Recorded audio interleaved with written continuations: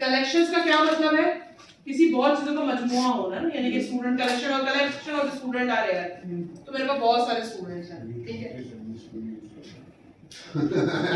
Mobile दिखाना बेटा है a list of data is called collection.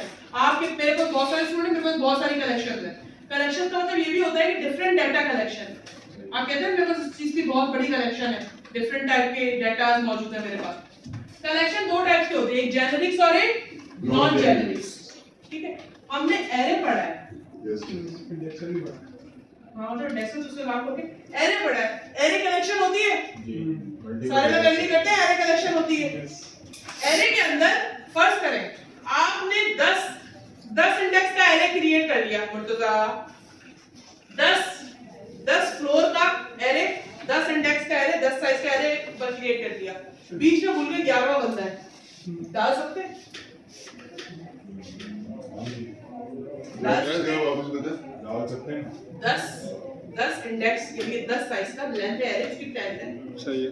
Create हो गया, बैच चल रहा है, 10 बच्चों में अचानक 6 महीने बाद एक बच्चा आ गया, सॉफ्टवेयर पे तो पेमेंट नहीं कर सकते आप। अब बताएं आप एरे के बीचों बीच उस बच्चे को ऐड करवा सकते हैं 11 नंबर वाले? यस मिस, हो सकता है लेंथ बड़ी है, फंक्शन कुछ आता है ना, बस क्या उसका नहीं करवा सकते।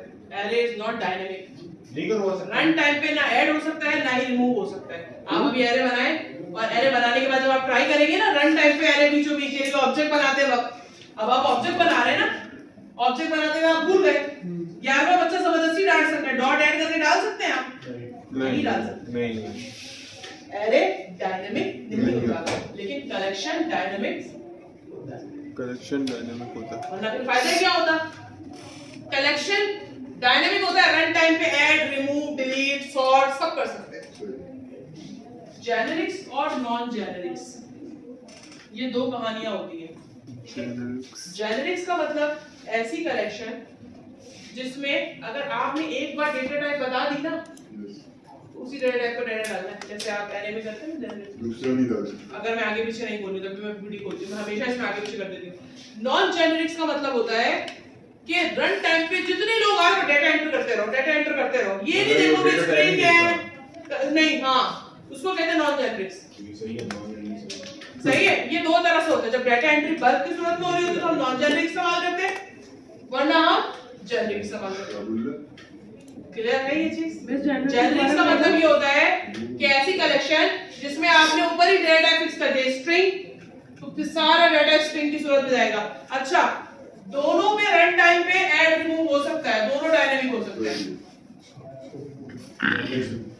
जेनेरिक और जेनेरिक कलेक्शन में एरे फिक्स साइज है ना, array fix size of a length आपने हमेशा पढ़ी है ना, array is a fix size पढ़ा है ना, तो फिक्स साइज हो गया तो उसको तो आप चेंज नहीं कर सकते, लेकिन कलेक्शन को आप चेंज कर सकते हैं, रन टाइम पे ऐड रिमूव कर सकते हैं, चाहे वो जेनेरिक्स हो या नॉन जेनेरिक्स हो। जेनेरिक्स में डेटा टाइप फिक्स होती है, नॉन जेनेरिक्स में डेटा टाइप फिक्स नहीं होती, रैंडम डेटा किसी को ऐड करना बस भरते रहो। सही है? नॉन जेनेरिक्स दोनों अपने अपने क्राइटेरिया में, जेनेरिक्स भी होता है नॉन जेनेरिक्स भी होता है। जब मैं डेटा एंट्री की बात करूं तो आपको क्या लगता है क्या होना चाहिए? डेटा एंट्री, डेटा ये non generics, non generics data entry पे नॉन जेनेरिक्स होना चाहिए। आपने कलेक्शन खोल दी कोई? सुभान अल्लाह, आज की क्लास में समझ गया, ये बहुत आसान काम हो गया। अभी ये सबसे आसान टॉपिक है ये कलेक्शन। बस सुन लिया, मुझसे चुप रहे तो फिर नहीं। नॉन जेनेरिक्स जेनेरिक्स सही रखा है हमने। Non generics, generics, non hash generics table sorted मैं नीचे बता दी हूं, मैंने ना स्लाइड गलत बना दी। Each element can represent a value of different type, array size is not fixed, element can be added remove at run time. बता दिया मैंने ये वाली यस चीज। Miss. Generic collection work not on specific type is specified in the program where non-generic collection work on क्या बोल रहा है? मैंने बोला था ना मैं उल्टा पुल्टा कर देती हूँ। जरा generic और non-generic definition बोलना। बड़े ही कोई गलत काम किया मैंने। हो जाता कोई बात। Generic सीखो। Generic से non-generic। ऐसा नहीं हो सकता।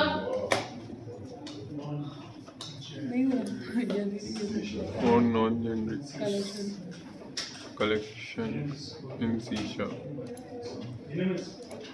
बस एक छोटी सी बात है, डिक्शनरी जेनेरिक्स होगी, डिक्शनरी जेनेरिक्स है क्या पूछते जेनरिक्स का मतलब हाँ बोले मेरा बाप ऐसा जैसे कहा लगा जहाँ पे अपनी तरफ से यहाँ बोल रहे हैं अपनी तरफ लगा पता नहीं तुम लोगों को क्या हुआ है मुझे 2 नहीं dash पता। सही तो पढ़ा रही हूँ मैं तेरे से ये मैंने लिखो है ना डाल दी है। 20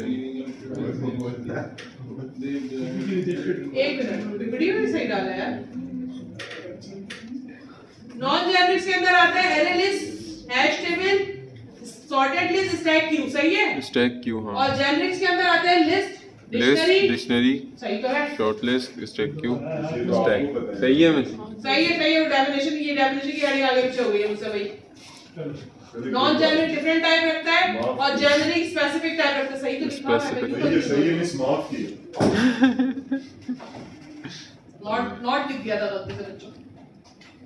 ठीक है। जेनरिक स्पेसिफिक टाइप होता है, नॉन जेनरिक्स नॉन Specific कितने type। टाइप के होते हैं? कलेक्शन, इंडेक्स बेस्ड होता है, की वैल्यू पेयर होता है, स्पेसिफाइड होता है। प्रायोरिटीज आपके इसमें है नहीं, लेकिन अगर कोई आपसे इंटरव्यू में पूछे स्पेशलाइज्ड कलेक्शन क्या होते हैं तो आपको नाम पता होने चाहिए। इससे डाला स्पेशल कलेक्शन हाँ, ये आपकी कोर्स या बुक में नहीं है, बुक खोल लीजिएगा तो कभी। इंडेक्स बेस में आता है एरे, एरे लिस्ट और list. Index based array list और इंडेक्स बेस में आता है एरे, एरे लिस्ट और लिस्ट इंडेक्स का क्या मतलब है? इंडेक्स मैं पूरी पीपीटी दे दूंगी अभी गूगल क्लासरूम में। समझ आती है वाली चीज? एरे इंडेक्स बेस है, एग्री करते हैं? एरे लिस्ट भी। तो फिर एरे और एरे लिस्ट में क्या डिफरेंस है? एरे में डायनेमिक ऐड रिमूव नहीं हो सकता, एरे लिस्ट में डायनेमिक ऐड रिमूव हो सकता है। ऐड रिमूव से ये कलेक्शन को एरे लिस्ट बोलते हैं। कलेक्शन के अंदर आता है ना एरे, एरे लिस्ट और हाई लिस्ट। अब और एरे लिस्ट list- और लिस्ट में क्या डिफरेंस है? लिस्ट जेनरिक्स है और एरे लिस्ट नॉन समझ आ गई है चीज? जनरलिस्ट हैश टेबल की वैल्यू पेयर होता है। की होती है एक वैल्यू होता है, की होती है एक वैल्यू। डिक्शनरी की वैल्यू पेयर होता है। अभी थोड़ा थोड़ा ऐसे ऐसे करके बता दो। डिक्शनरी की एग्जांपल क्या होती है कि डिक्शनरी आपने बुक में देखा है, डिक्शनरी का क्या फायदा होता है? की वैल्यू। आपको बोल दिया गया कि डिक्शनरी में न्यूयॉर्क ढूंढो, तो न्यूयॉर्क की है, उसकी वैल्यू मिल जाएगी आपको, न्यू एन में मिलेगी की वैल्यू हो गई। इसी तरह हैश टेबल की वैल्यू में रखता है, लेकिन दोनों के बीच में डिफरेंस क्या है? एक नॉन जेनरिक से और एक जेनरिक समझ आती है वाली चीज? सॉर्टेड लिस्ट बताती हूँ, ये मैं पढ़ाती तो नहीं हूँ, लेकिन आपको ये चीज पता होनी चाहिए। String collection, case insensitive hash table, क्या स्टैक होता है? And Q. बहुत समराइज तरीके से बता रही हूँ। लिस्ट, एरे लिस्ट, लिस्ट और एरे ये तीनों एक ही चीज होते हैं। जिस तरह मैंने आपको एरे पढ़ाया है, सेम इसी तरह से काम करते हैं, बस सिर्फ इसके अंदर डायनेमिक है। एरे लिस्ट और लिस्ट डायनेमिक है, एक जेनरिक से और एक नॉन जेनरिक से। ठीक है, एक में डेटा फिक्स होती है और एक में डेटा फिक्स नहीं होती। इसी तरह हम की वैल्यू पेयर पे आ जाते हैं। की वैल्यू पेयर के अंदर दो चीजें मोस्ट इंपोर्टेंट होती हैं, उसमें से एक होती है डिक्शनरी और एक होती है हैश टेबल। डिक्शनरी आपके अंदर जेनरिक्स है और हैश टेबल नॉन जेनरिक्स है। हैश टेबल में कुछ भी डेटा डाला वो ले लेगा, लेकिन की वैल्यू मिलेगा। की वैल्यू में क्या फायदा होता है? आपका एनरोलमेंट नंबर आपकी की है और आपका पूरा डेटा आपकी वैल्यू है। कोई बंदा बाहर से पूछे एनरोलमेंट नंबर फलाना ये कौन बंदा है, मैं भेज दूंगी, वैल्यू के साथ की वैल्यू हो गया। और इंडेक्स से क्या होता है? इंडेक्स नंबर से ढूंढते हैं आप। नंबर से समझ आई ये चीज? सही है। किसी के दिमाग में कोई सवाल कि इंडेक्स बेस और की वैल्यू बेस में क्या डिफरेंस है? नॉन जेनरिक से होता है डिक्शनरी जेनरिक वो तो याद हो जाएगा। सिर्फ आप मुझे ये बताएं इंडेक्स बेस और आपको की वैल्यू पेयर समझ आया क्या होता है? ये देखिए बोर्ड पे देखिए, ये होता है की और ये होती है इसकी वैल्यू। सर्चिंग में बहुत आसानी होती है की वैल्यू से। इंडेक्स बेस पे तो फिर भी आपको इंडेक्स नंबर पता होना चाहिए ना। एरे के इंडेक्स नंबर 1 पे कौन है? एरे के इंडेक्स नंबर 1 पे भी वैल्यू दूसरी होगी। इंडेक्स नंबर 0 ऐसे तो लग रहा है कि 10 है, लेकिन वैल्यू है एहतशाम, तो अलग हो गई ना की वैल्यू। की है आपका एनरोलमेंट नंबर स्टूडेंट 10495 और वैल्यू के अंदर आपका पूरा डाटा है। अगर किसी को आपकी की पता चल जाए, कितना टाइम लगेगा आपको डाटा निकालने में? सेकंड नहीं लगेंगे जल्दी समझ आ गई ये वाली चीज? इंडेक्स बेस में फिर भी आपको इंडेक्स नंबर पता होना चाहिए, कौन सा बंदा कौन से फ्लोर पे है। फ्लोर नंबर पता, ये नहीं पता बंदा कहाँ रहता है, कौन बंदा रहता है ये नहीं पता, लेकिन अगर बंदे का नाम और एलआईसी नंबर पता चल जाए तो इंडेक्स बेस से ज्यादा फ्रीक्वेंटली आप पहचान सकते हैं। इससे पहले कि मैं आपको बता रही हूं लैब नंबर 23 में जाके उस बच्चे को निकालो कि इस बच्चे को निकालो लैब 23 तो बहुत सारे बच्चे। आगे मैं बोलूंगा वो भी बाहर है। फिर भी फर्ज करो अगर क्लास में 2 अली है, फर्ज करें लैब 23 भेजिए मैंने इंडेक्स बेस। इंडेक्स में मैंने बोला लैब 23 में जाओ, अली को बुला के लाओ। आप 23 में जाके सारे अली को सॉर्ट करेंगे, समझ आ रही है मेरी बात? इंडेक्स तो बता दिया मैंने आपको, फिर भी वैल्यू सॉर्ट करेंगे। लेकिन अगर मैं आपको अली का 9वें नंबर दे दूं, फिर तो आसान है ना, सिर्फ वही आएगा। समझ आती है वाली बात? अब सही है। आपको एक एक को फैच नहीं करना पड़ेगा, इंडेक्स 0 पहले शाम कौन है, 1 पे कौन है।